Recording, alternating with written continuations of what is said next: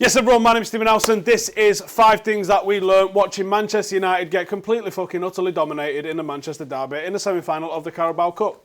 Number 1, Fred was alright actually. I thought Fred put in a very good performance. Do you know what? At times like these when you're shit, there's some things that warm the heart, isn't there? And some of the things that warm the heart is players looking like they actually give a fuck. Now, are we like going to be in contention for a title soon? No. But there's some players out there on that pitch. Yesterday, probably only Brandon Williams and Fred. But Fred legitimately looks like he gives a shit. In every game that he's played so far this season, he's cared. He puts in the most distance. He seems to run the hardest. He cares. Now, he's not a perfect footballer, and to be honest, I'd ban him from shooting. But what he's doing is decent. He seems to be not just caring because, no, you can put me out there and I'm going to care. I'm just terrible and I'm going to be miles off the pace. Fred actually looks like he's able to do something with the ball and he moves it forward better than most in the team so far. 20 passes in the final third against Manchester City. It's just more than other players in midfield are doing. Pereira had 0 crosses completed, 0 shots, 1 shot off target, 1 own goal, 0 key passes in a match. Lingard, Fred's quickly becoming a fan favourite. These performances and this attitude that he has, he just seems to be an honest player. And I remember the last time really thinking that we had an honest player. And we also wasn't winning the league at that time as well, because you value honest players when everybody else in the team looks like a fucking donkey. And Fred's becoming that honest player. The same way, you're all going to laugh, Alan Smith was for us.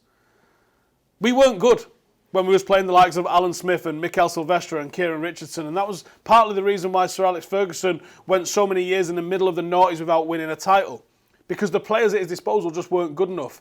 But it's at those times when you just sort of go, you cling on to any sort of little hope, don't you, and be like, I tell you what, Alan Smith, he gives a shit, doesn't he? Yeah, but do you know what? Ultimately, he's not that fucking good. And ultimately, when we bring in somebody like Michael Carrick and eventually get rid of this guy, you'll realise that better footballers is what you genuinely need. It's not about being a passion merchant and stuff like that. That being said, Fred cares. He's all right. Number 2, Marcus Rashford's got it against the big sides. Against Manchester City, Marcus scored his 17th goal in all competitions this season. It's the best season he's ever had. He's only 4 off Eden Hazard's best ever season in the Premier League, which is kind of mad. And they do play a similar sort of role, I guess, in the teams. They play a similar sort of position. Obviously, Eden Hazard was far more productive with assists, but considering that, according to all the fuckwits on Twitter, Eden Hazard, Jesus Christ, we'll get it out there, is the greatest Premier League player ever. Marcus is in not bad company.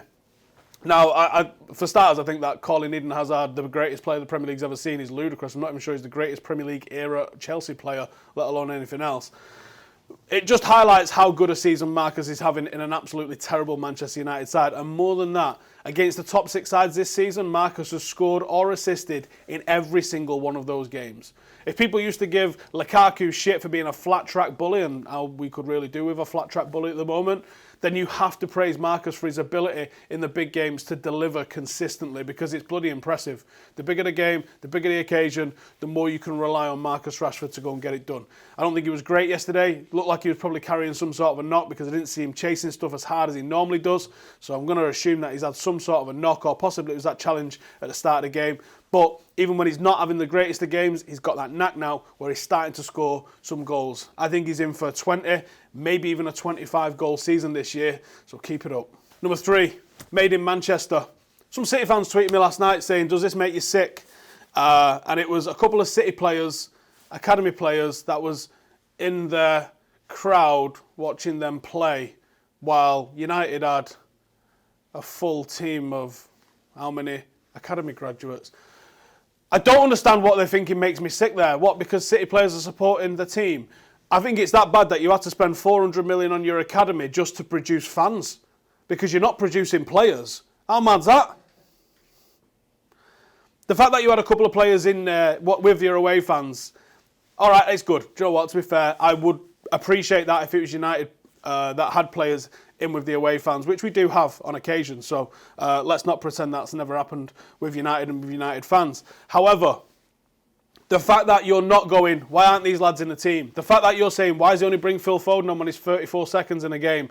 The fact that all of those things, when the game was so clearly won, was he waiting for you to score a fourth or something before bringing Foden on? What was all that about?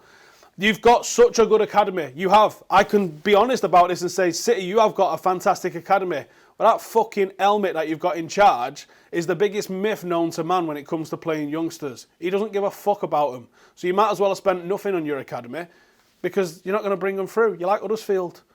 So, yeah, made in Manchester was the point I was going to make. Angel Gomez, Mason Greenwood, one key pass in 26 minutes there for Angel, one tackle.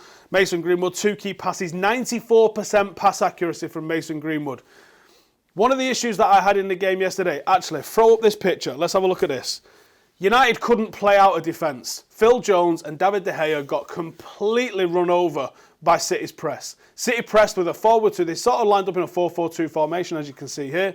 They pressed from the front with those two on our centre-halves, and then the next four pressed our two midfielders and our two full-backs, which meant they sort of allowed Phil Jones to have the ball. And to be fair, I'd allow Phil Jones to have the ball if I was the opposition as well, because he couldn't even look at Brandon Williams, let alone turn and play a ball to him. And he would always pass it to Lindelof. And they would sort of give Lindelof a little bit of time, and then they would press Lindelof, because Lindelof was the guy that could actually play a ball in between the lines. And as the game wore on, he got a bit more able to do that. But at the start of the game, right the way through the meat of the game, they pressed in this sort of like 2-4 formation, which completely ended us. And look where our furthest players are. We're in our half. We're still in our half. Our option was to try and play it out from the back. We couldn't play it out from the back. And the point I was trying to make about Mason, Mason's one of the only players that we've got until Angel came on that can take a ball under pressure and turn and face the other way. I also actually think that Andreas Pereira can do that. But we can't get the ball to Andreas Pereira. We can't get it past that first line. We can't get it past Phil Jones and Lindelof because they're letting Phil Jones have it. And do you know what? I'll hold my hand up here. I used to think Phil Jones was not the worst ball-playing centre-half. Maybe he just looked better than Chris Smalling because he was awful. But yesterday, Phil Jones looked awful. We can't play it through those lines. Why didn't we bring somebody like Mason Greenwood in and overload this midfield? They man-marked us. You can't just accept getting man-marked. That I do pin on Ole. That I do pin on Michael Carrick. That I do pin on Mike Phelan. Where was the change? We saw it. I took 4 fucking photographs of it because I was like, this is ludicrous. We're doing the same thing time and time again and nothing's changing. Mason, come short. You're not winning fucking headers anyway. Marcus, you're not winning headers. Dan James, with a stepladder and a fucking pole, you're not going to win a fucking header. So why don't you come into midfield, create some sort of an overlap, create some sort of 2v1 situation where we might be able to play the ball through the lines without having to go to David De Gea to launch it every single time and just lose possession and create more and more pressure for us. That's not intelligent football. That I pin on the manager. There's so many things that I think that Ole Gunnar Solskjaer gets the blame for, which I don't think are under his control. I think the standard of player that's at Manchester United is the worst I've seen in 30 years. So I expect the worst level of performance that I've seen in 30 years. But I do expect him to try and change things when I, in the fucking stand, who didn't play professional football, and I'm not a professional manager, can see things and would change things that I see professionals on the bench doing fuck all about. That's not acceptable. United put ourselves under pressure continually yesterday because we couldn't play through the fucking lines.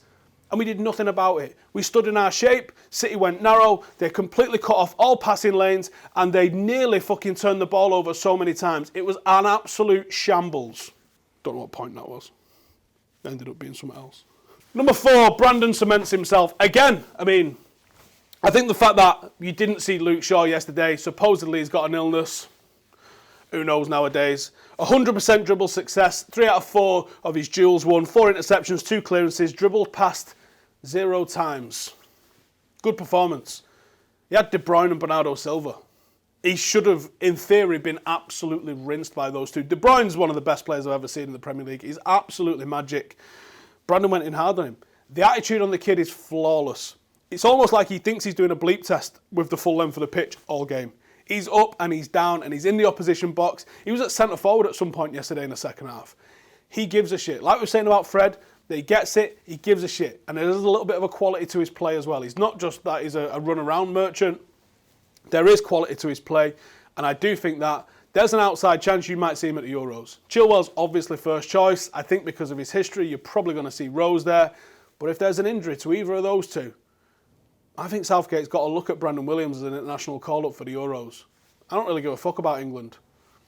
But I think Brandon's probably going to put himself in the conversation if he's able to cement himself properly with Solskjaer. And I don't see a single reason why he can't. I don't see a single reason why Luke Shaw's even in this conversation anymore. Number 5, Matich was useful. He's played has he played 3 games or something now? I think he's been good in one, bad in one, and then probably more or less good against Manchester City. 91% pass accuracy, pretty solid, 4 interceptions, 3 ground duels, and 100% dribble success. What we did when we brought Matich in is something that we've been crying out for ages, and they changed it to a 4-3-3. Why we've not seen that earlier, I don't know, but it seemed to work. Letting Matich have 2 other midfielders that are pretty close to him that can actually allow him to play the ball a little bit. And that's what he did. And he sat there and he used his experience, which is something that we are desperately short of. It's blatantly obvious that the guy wants to leave. He might as well have a for sale sign instead of his name on the back of his shirt. But he actually put in a decent performance. The fact that he's not been used all season tells me that the guy's going. But when it's come to the crunch like this and there is no other options, he's been useful off the bench. So fair play to him. That's it from me. Didn't want to do a review last night because I'm not here to just breed the negative overreactionary comments. I did do a review. I did it for Patreon only, and it was nice and it was civilised and it was a pretty good discussion, I thought. So thanks to all the patrons that come and check that out. If you're interested in the Patreon group, it is a transfer window. Any little tidbits we get of transfer news or anything along those lines, it will go in the Patreon group. Link is in the description. Got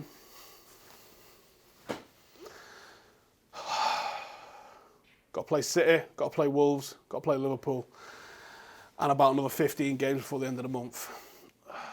It's going to get bumpy in it. Laters.